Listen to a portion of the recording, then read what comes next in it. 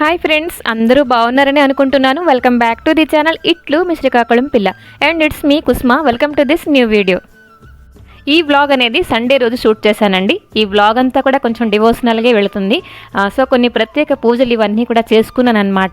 I hope మీ అందరికీ ఈ video ఖచ్చితంగా నచ్చుతుంది. చిన్న లైక్ చేయండి, సబ్స్క్రైబ్ చేసుకుంటారనే మనస్ఫూర్తిగా కోరుకుంటున్నాను. సో ఇదిగోండి సండే మార్నింగ్ అనమాట. తులసి దళాలు ఇంకా కొన్ని పువ్వులు ఇవన్నీ కూడా తీసుకొచ్చానండి. మెయిన్ ఏంటంటే ధనుర్మాసం స్టార్ట్ అయిందండి. మాకైతే ఒక ప్రత్యేక పూజ ఉన్నది. అదేంటి అంటే తిరుప్పావే. మేబీ మీ అందరికీ అంటే మీ అందరూ వినే ఉంటారు. ఒకటి మార్గశిర మాసం లక్ష్మీవారం మనందరికీ తెలిసిందే.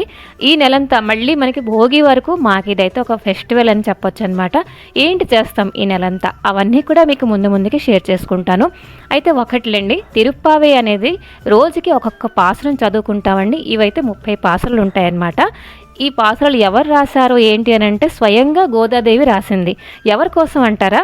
రంగనాథ స్వామికి సొంతం చేసుకునేందుకు ఆవిడ పడిన తపన, ఆవిడ పాడిన పాటలు ఇవన్నీ కూడా ఈ పాసురాల్లో ఉంటాయన్నమాట. అయితే నేను ఈ పూజ స్టార్ట్ చేసి దాదాపుగా ఒక 7-8 సంవత్సరాలు అవుతుందండి.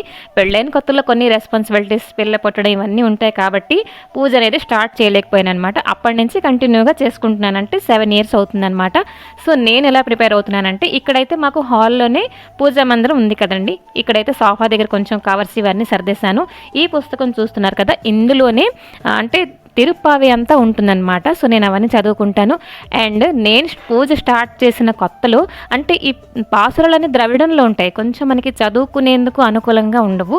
కాబట్టి దీని భావం మనకి తెలిస్తే కొంచెం ఈజీ అవుద్ది అని చెప్పేసి నేను పూజ స్టార్ట్ చేసినప్పుడు ఒక న్యూస్ పేపర్లో ఎడిషన్ ఉంటుంది కదా, అందులో వచ్చిందనమాట తెలుగు భావం అనేది. అక్కడ అది కట్ చేసుకొని నేను అలాగ భద్రంగా ఉంచుకున్నాను అనమాట ఈ బుక్లోని. సో చదువుకునేందుకు నాకు చాలా ఈజీ అవుతుందన్నమాట. అయితే ఈ పూజ మనం ఎందుకు చేయాలి అనేది ఒక డౌట్ వస్తుంది కదా.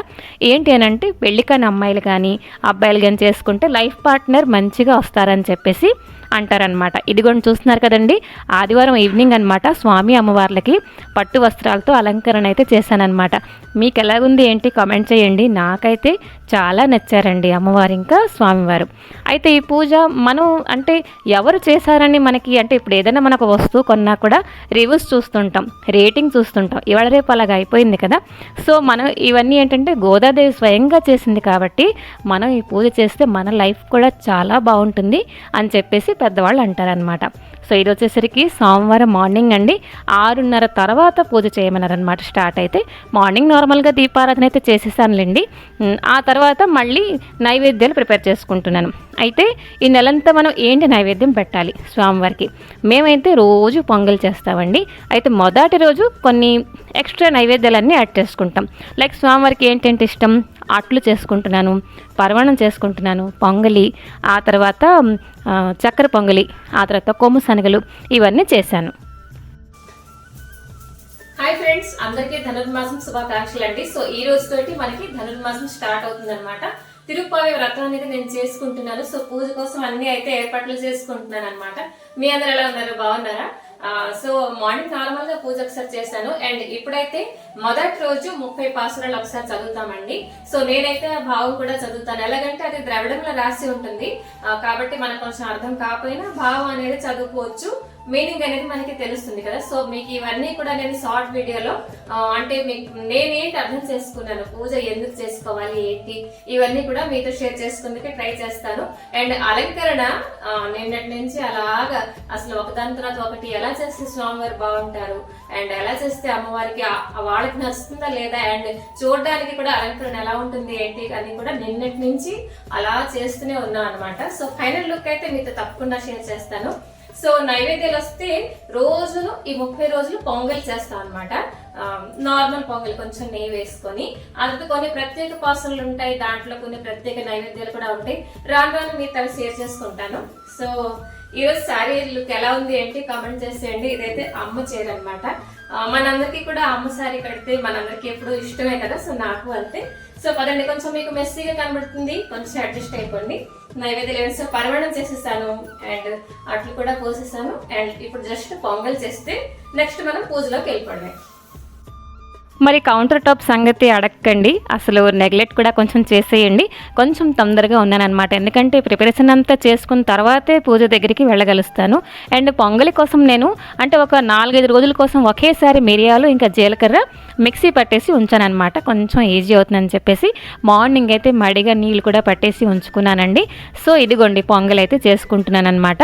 అయితే మార్గశిర మాసం అంతా కూడాను మనకి చూడండి లక్ష్మీ అమ్మవారికి చాలా ఇష్టమైనది అని చెప్పేసి మనం పూజలు అవి చేస్తుంటాం కదా. అలాగే ఈ ధనుర్మాసం అంతా కూడా స్వామివారికి చాలా ప్రీతికరం. అంటే ఎలాగంటే మనకి బ్రహ్మముహూర్తం టైంలో చూడండి మన మనసు చాలా ప్రశాంతంగా ఎలా ఉంటుందో, అలాగే స్వామివారికి ఈ సమయం అంతా కూడాను బ్రహ్మముహూర్తం టైం అన్నమాట అని పెద్దవాళ్ళు అంటారు.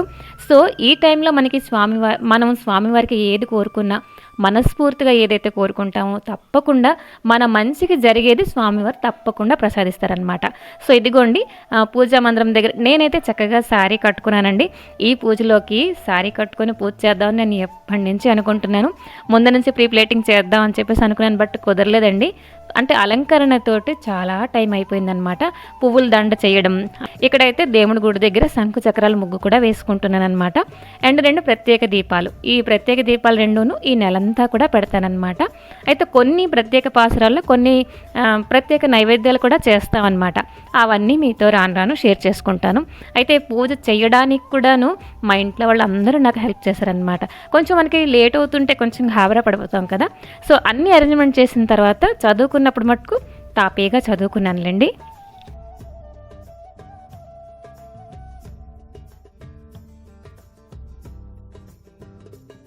అయితే మార్నింగ్ నార్మల్గా దీపారాధన అయితే చేసేసానండి. మళ్ళీ ఆ కుందులు అవన్నీ శుభ్రం చేసుకొని ఇదిగోండి మరొకసారి పూజ అనేది స్టార్ట్ చేశాను. ప్రాసెస్ అంతా ఫస్ట్ అయితే సింపుల్గానే ఉంటుంది. లైక్ ఎలాగంటే దీపారాధన చేసుకున్నాం, అలాగే ధూపం వేసాం, అగరబత్తి అంటే దేవుడికి చూపించాం అనమాట. అండ్ నైవేద్యాలు అయితే నేను అన్నీ చదువుకున్న తర్వాతే నైవేద్యం అనేది పెట్టానండి.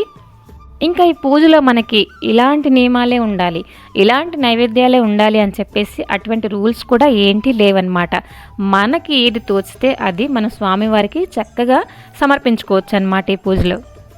ఓం శ్రీ కృష్ణాయ నమః, ఓం కమలానాథాయ నమః, ఓం వాసుదేవాయ నమః, ఓం సనాతనాయ నమః, ఓం వసుదేవాత్మజాయ నమః, ఓం పుణ్యాయ నమః, ఓం లీలామానస విగ్రహాయ నమః, ఓం శ్రీవత్సకౌస్తవధారాయ నమః, ఓం అనంతాయ నమః, ఓం ధేనుకాసురభంజనాయ నమః, ఓం త్రోణికుతప్రణవర్తాయ నమః, ఓం విమలార్జున భంజనాయ నమః, ఓం ఉత్తరాతలభేత్రే నమః, ఓం నీలాతుంగస్తనగిరితటీ సుప్తమూర్ధం కృష్ణం పార్యాతం స్వం స్మృతి సరసిద్ధమధ్యాపయంతి స్వచ్ఛిష్టాయాం స్రజి నిగళతం యా బాలకృతభుక్తే గోదా తస్య నమ ఏదమేదం భయ ఏవాస్తు భయః నవయల్ పుర్వే ఆండాలరంగర్కే పనే తిరుపావే పల్పదియే ఇన్నిసేయాల్ పడి కొడుతాల్ నర్పామాలే.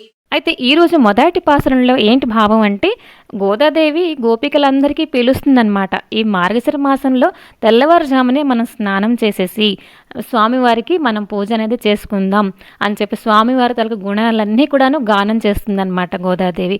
కాబట్టి ఆవిడ పూజ చేసిన సమయంలో మనం కూడా చక్కగా పూజ చేసుకుంటే లైఫ్ కూడా చాలా బాగుంటుంది అని చెప్పేసి మనం ఈ పూజ చేస్తామన్నమాట. సో సరేనండి, ఈ చిన్న బ్లాగ్ ఇక్కడితో అయితే ఎండ్ చేద్దాం అనుకుంటున్నాను. మరొక మంచి వీడియోతో మేము ముందరకు వస్తాను. ఇప్పుడైతే దేవుడికి హారతి ఇచ్చేసాను.